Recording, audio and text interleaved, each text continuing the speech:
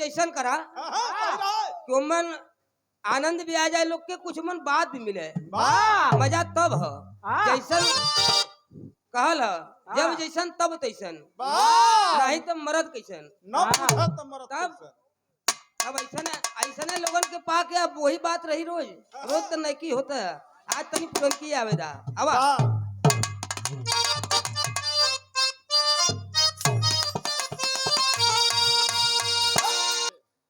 कौनो बड़ी मन बढ़ू लड़की रहल। मन बढ़ू हाँ वो का करे बियाह हो गल, ओकर गौने के दिन रखा गल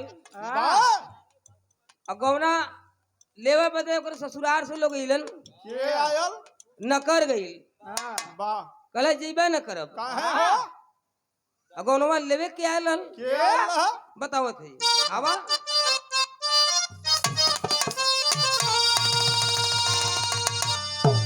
और रमेश भैया ये धुन बहुत पुरान है लेकिन हमके बड़ी पसंद है। पिताजी हमारे गाँव के चांदनी फिल्म का कहे कि अरे मैं ससुराल नहीं जाऊंगी। बड़ी ये खानदानी बात है, तो खानदानी पत्ती भी रही। बात वही रहे कि अरे मैं ससुराल नहीं जाऊंगी, अरे डोली रख दो कहारो।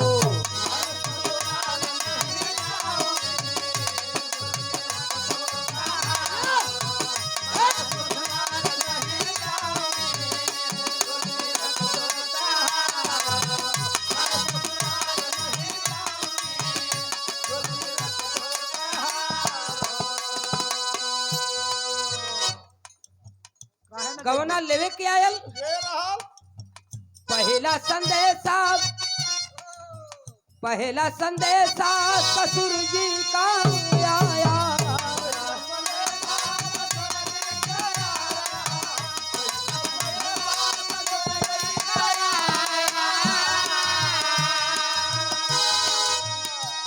ससुर जी का संदेश आ गल कलश की ना ना ना ना हम ना जाब, ऐसे न जाब उमन राज है। पहला संदेशा ससुर जी का आया, अच्छा बहाना फिर मैंने बनाया।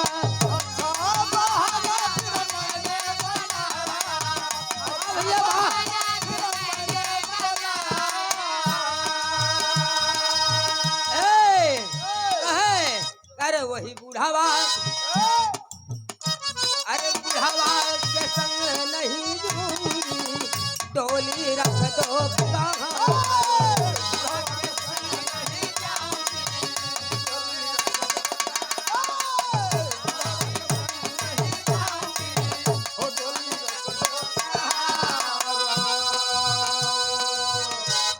कल से बुढ़ावा के संग नहीं जाब। दूसरा सने से आ गल के कर दूसरा संदेशा भसुर जी का आया।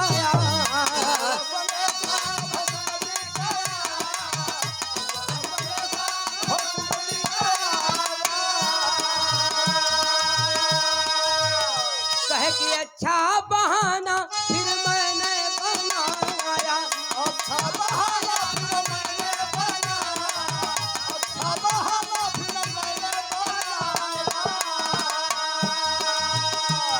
वही भसुरू के संग नहीं जाऊंगी, डोली रख दो कहारो। अब तीसर की आ गई बड़ी मन बढ़ू रहल तब न तुझे ने न करला केकरे संगे जाई बतावत है। तीसर का के करायल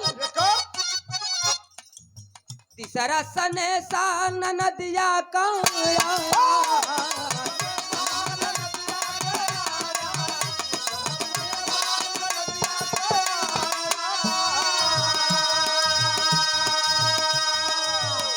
कहे कि अच्छा बहाना फिर मैंने बनाया।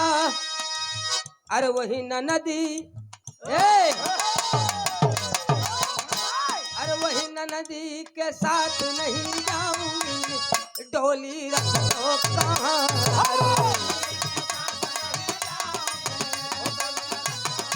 जियो, जियो।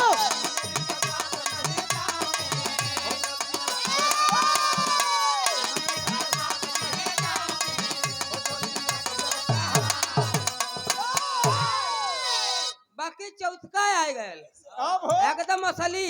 हाँ अब तक कुल बुद्धि फेल, अब देखा का करेले अब एको बुद्धि काम न करी। काहे बदे? काहे बदे? इस समझे वाली बात है।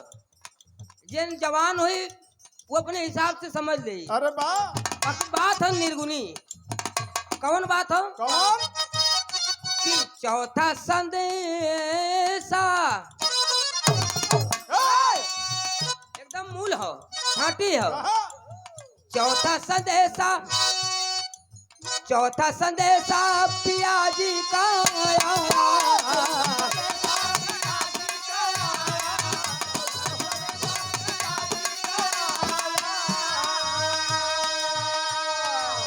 कौन पिया? कौन हो वो पिया, हाँ ई वाला पिया नहीं। हाँ भाई अपने आप हिसाब का भी पड़ता लगा लिए। बा बाकी बात निर्गुणी है। ये जीव रूपी दुल्हन का वो परम पिता परमात्मा वो पिया है। बा और जब उसका बुलावा आ जाए, वहां से संदेश आ जाए, तो फिर को बुद्धि काम न करी, हाँ, एको जाना- बहाना काम न करी। जाना जाना हो जाना जाना हो ये लिए चौथा संदेशा पियाजी का आया। अरे फिर ना बहाना कोई याद आया, फिर ना बहाना।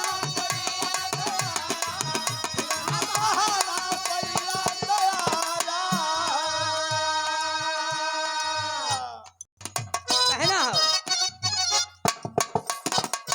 चौथा संदेशा पियाजी का आया, फिर ना बहाना कोई याद आया।